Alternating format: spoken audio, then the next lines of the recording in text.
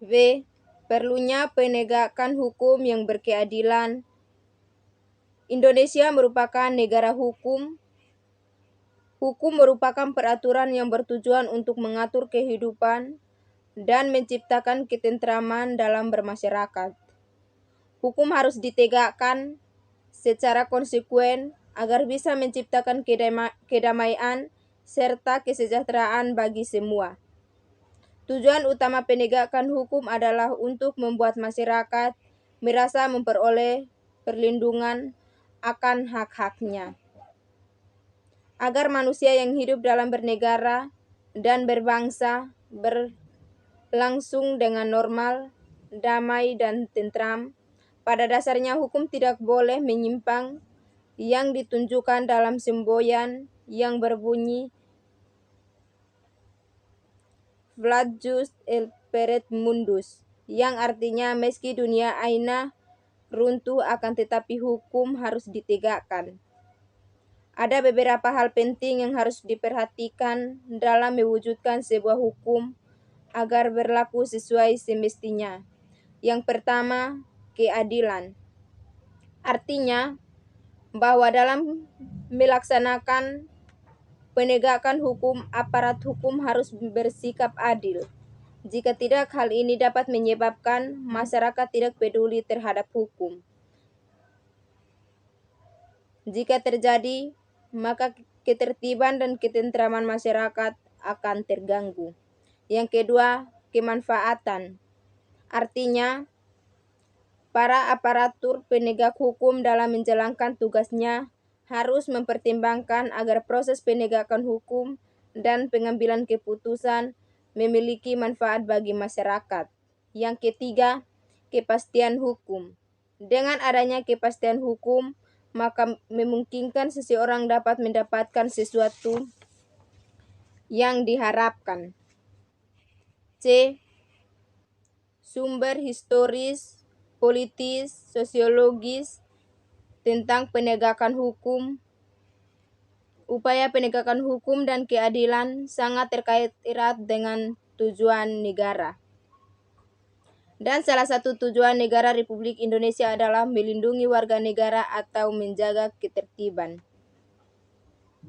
Selain berupaya mensejahterakan masyarakat, dalam tujuan negara, sebagaimana dinyatakan di atas secara eksplisit, dinyatakan bahwa negara melindungi segenap bangsa Indonesia dan seluruh tumpah darah Indonesia, memajukan kesejahteraan umum dan mencerdaskan kehidupan bangsa, serta melaksanakan ketertiban dunia agar negara dapat melaksanakan tugas-tugas bidang ketertiban dan perlindungan warga negara, maka disusunlah peraturan-peraturan yang disebut peraturan hukum. Peraturan hukum mengatur hubungan antara manusia yang satu dengan manusia lainnya, di samping mengatur hubungan manusia dengan negara, serta mengatur organ-organ negara dalam menjalankan pemerintahan negara. Ada dua pembagian besar hukum. Yang pertama, hukum privat. Ialah hukum yang mengatur hubungan antara manusia atau individu yang menyangkut kepentingan pribadi, misalnya masalah jual beli, sewa menyewa, pembagian waris. Yang kedua, hukum publik. Ialah hukum yang mengatur hubungan antara negara dengan orang negara atau hubungan negara dengan perseorangan yang menyangkut kepentingan umum, misalnya masalah pencurian, pembunuhan, penganiayaan, dan lain-lain. Dalam rangka menegakkan hukum, aparatur penegak hukum harus menunaikan tugas sesuai dengan tuntutannya yang ada dalam hukum material dan hukum formal. Pertama, hukum material adalah hukum yang memuat peraturan-peraturan yang mengatur kepentingan-kepentingan dan hubungan-hubungan yang berupa pemerintah dan larangan-larangan, contohnya hukum pidana, berada dalam KUHP. Yang kedua, hukum formal atau disebut juga hukum acara, yaitu peraturan hukum yang mengatur tentang cara bagaimana mempertahankan dan menjalankan peraturan hukum material. Contohnya hukum acara pidana yang diatur dalam KUHP dan hukum acara perdata. Melalui acara inilah hukum yang diatur dalam KUHP dan hukum acara perdata. Melalui hukum acara inilah hukum material dapat dijalankan atau dimanfaatkan tanpa adanya hukum acara. Maka hukum material tidak dapat berfungsi dalam upaya mewujudkan sistem hukum nasional yang bersumber pada Pancasila dan Undang-Undang Dasar Negara Republik Indonesia 1945. Bukan hanya diperlukan pembaharuan materi hukum, tetapi yang lebih penting dalam pembinaan aparatur hukuman yang sebagai pelaksanaan dan penegak hukum. Ada beberapa lembaga di Indonesia. Yang pertama, lembaga penegak hukum. Untuk menjalankan hukum sebagai mestinya, ada beberapa lembaga aparat penegak hukum, diantaranya kepolisian yang berfungsi utama sebagai lembaga penyidik, kejaksaan yang berfungsi utama sebagai lembaga penuntut, kehakiman yang berfungsi sebagai lembaga pemutus, dan lembaga penasehat atau pemberi bantuan hukum.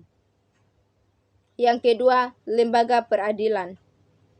Penyelesaian perbuatan-perbuatan yang melawan hukum dapat dilakukan dalam berbagai badan peradilan sesuai dengan masalah dan pelakunya. Ada beberapa badan peradilan yang berada di bawah Mahkamah Agung dengan masing-masing wewenang, yaitu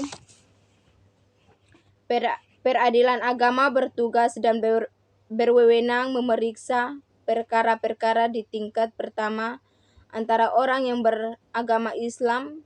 Peradilan Militer tugas dan wewenangnya yaitu memeriksa dan memutuskan perkara pidana terhadap kejahatan dan pelanggaran. Peradilan Tata Usaha Negara bertugas untuk mengadili perkara atas perbuatan melawan hukum yang dilakukan oleh pegawai tata usaha negara. Peradilan umum adalah salah satu pelaksanaan kekuasaan kehakiman bagi rakyat pencari keadilan. Ada beberapa tingkat badan peradilan, yaitu pengadilan negeri, pengadilan tinggi, pengadilan tingkat kasasi, penasehat hukum. D. Dinamika dan tantangan penegak hukum. Sudah menjadi rahasia umum bahwa penegak hukum Indonesia sangat memprihatinkan. Permasalahan penegakan hukum senantiasa menjadi persoalan penarik bagi banyak pihak, terutama adanya kepentingan yang interaksi dinamis antara aspek hukum dan harapan dan penegakan hukum dalam kenyataan. Yang lebih memprihatinkan saat ini adalah keputusan masyarakat terhadap hukum. Yang lebih memprihatinkan saat ini adalah keputusan masyarakat terhadap hukum. Masyarakat menjadi lebih terlatih dan jeratan hukum. Mereka tidak lagi takut atas ancaman hukum yang ada. Kenyataan ini merupakan salah satu buruknya penegakan hukum. Penegakan hukum di Indonesia dipandang lemah. Masyarakat dihadapkan pada ketidakpastian hukum. Rasa keadilan masyarakat pun belum sesuai harapan. Sebagian masyarakat bahkan merasakan bahwa aparat penegak hukum sering memperlakukan hukum bagaikan pisau yang tajam ke bawah tapi tumpul ke atas. Apabila hal ini terjadi secara terus-menerus, bahkan telah menjadi suatu kebiasaan, maka tidak menutup kemungkinan akan terjadi revolusi hukum. Oleh karena itu, tantangan yang dihadapi bangsa Indonesia kini adalah menghadapi persoalan penegakan hukum di tengah masyarakat, pelanggaran hukum di segala strata kehidupan masyarakat. Di era globalisasi yang penuh dengan iklim materialisme, banyak tantangan yang dihadapi oleh aparat penegak hukum. Mereka harus memiliki sikap baja, akhlak mulia, dan karakter yang kuat dalam menjalankan tugas. Aparatur penegak hukum harus siap dengan berbagai cobaan, ujian, godaan yang dapat berakibat jatuhnya wibawa sebagai penegak hukum. Esensi dan urgensi penegak hukum yang berkeadilan di Indonesia. Cicero mengemukakan ubi societas ibi lus, di mana ada masyarakat, di situ ada hukum. Penegakan hukum bertujuan untuk mewujudkan aturan hukum demi terciptanya keadilan dan ketertiban masyarakat. Penegakan hukum pada dasarnya bertujuan untuk meningkatkan ketertiban dan kepastian hukum dalam masyarakat, merasa memperoleh perlindungan akan hak-hak dan kewajibannya. Proses penegakan hukum tidak dapat dipisahkan dengan hukum itu sendiri. Sedang sistem hukum dapat diartikan merupakan bagian-bagian yang saling bergantung yang harus dijalankan oleh aparatur penegak hukum dan juga masyarakat yang menuju pada yang harus dijalankan tegaknya kepastian hukum. Untuk membangun dan membentuk sistem pemerintah yang akuntabel perlu melibatkan seluruh stakeholder dan yang penting adalah dukungan pemerintah. Dukungan pemerintah yang bersih. Dukungan pemerintahan yang bersih dalam pembangunan penegakan hukum yang akuntabel harus total. Karena penegakan hukum adalah bagian dari sistem hukum pemerintahan, pemerintahan harus berada di garda terdepan dan penegakan hukum itu memberikan harapan kepada masyarakat atas kepastian hukum. Sebagai penyelenggaraan negara, presiden harus menjamin kemandirian dan independensi para penegak hukum dalam melaksanakan tugasnya.